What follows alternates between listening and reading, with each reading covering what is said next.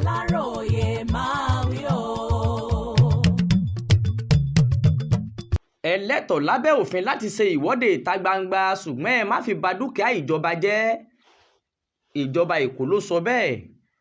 Ọ̀kan pàtàkì lára ọmọ ẹgbẹ́ òṣèlú APC ìpínlẹ̀ Èkó tó tún jẹ́ akọ̀wé fún ìjọba ìpínlẹ̀ náà, Abilékọ Abímbọ́lá Sàlíù Dẹ̀yìn, ní àwọn èèyàn lẹ́tọ̀ọ́ lábẹ́ òfin orílẹ̀-èdè yìí láti ṣe ìwọ́de ìta gbangba láti fẹ̀hónú hàn sóhun tí kò bá tẹ́ wọn lọ́rùn láàrin ìlú, ṣùgbọ́n kì í ṣe pé kí wọ́n fi dá wàhálà sílẹ̀. Ó ní ìjọba ìpínlẹ̀ Èkó kò ní fààyè gbà pé kí àwọn oníjàgídíjàgan kan wá fi ọ̀rọ̀ ìwọ́de ìta gbangba náà kẹ́wọ́ láti dojú ìjà kọ ìjọba ìpínlẹ̀ Èkó gẹ́gẹ́ bó ṣe wáyé nígbà EndSARS lọ́dún 2020.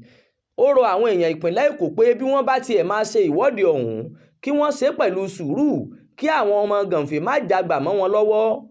Ó ní kí wọ́n rí i dájú pé ọ̀rọ̀ ìwọ́de ìta gbangba náà kò di èyí tó máa di yánpọnyánrin tí gbogbo ẹ̀ máa fi dojúrú tí ọ̀rọ̀ máa fi di bó lọ yàgò fún mi gẹ́gẹ́ bó ṣe wáyé lásìkò táwọn ọ̀dọ́ orílẹ̀-èdè yìí ń ṣe ìwọ́de ìta gbangba tí wọ́n ń pè ní EndSARS lọ́dún 2020. Abilékọ Abímbọ́lá sọ̀rọ̀ náà di mímọ̀ l'Áúsá nílùú Ìkẹjà lọ́jọ́bọ̀ tọ́sídẹ̀ẹ́ ọjọ́ 25 oṣù keje yìí.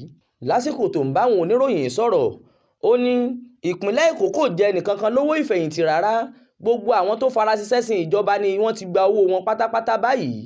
Bó o bá ṣiṣẹ́ pẹ̀lú ìjọba Èkó, lójú ẹsẹ̀ tó o bá ti fẹ̀yìntì náà ló máa gba ẹ̀tọ́ rẹ láìsí wàhálà rárá. Gbogbo ọ̀nà ni ìjọba ń gbà láti sọ ayédẹrùn fáwọn aráàlú rẹ̀.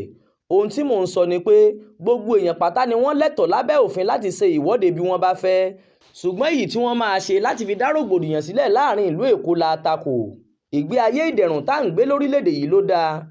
Iṣẹ́ ìdàgbàsókè tó ń wáyé káàkiri ilẹ̀ wa, pàápàá jùlọ ìpínlẹ̀ Èkó, kò gbọdọ̀ bàjẹ́. Ṣe ló yẹ ká tẹ̀síwájú sí i. A kò nífẹ̀ẹ́ sí ohun gbogbo tó máa dá wàhálà sílẹ̀, pàápàá jùlọ bí gbogbo nǹkan ṣe ń lọ déédéé lórílẹ̀-èdè wa báyìí. Adéwálé Adéoyè ló ṣàkójọpọ̀ ìròyìn fún iléeṣẹ́ tẹlifíṣàn Aláròyé online. Ismail Adéẹ̀yọ̀ ló kà á sétígbọ̀ọ́ yín.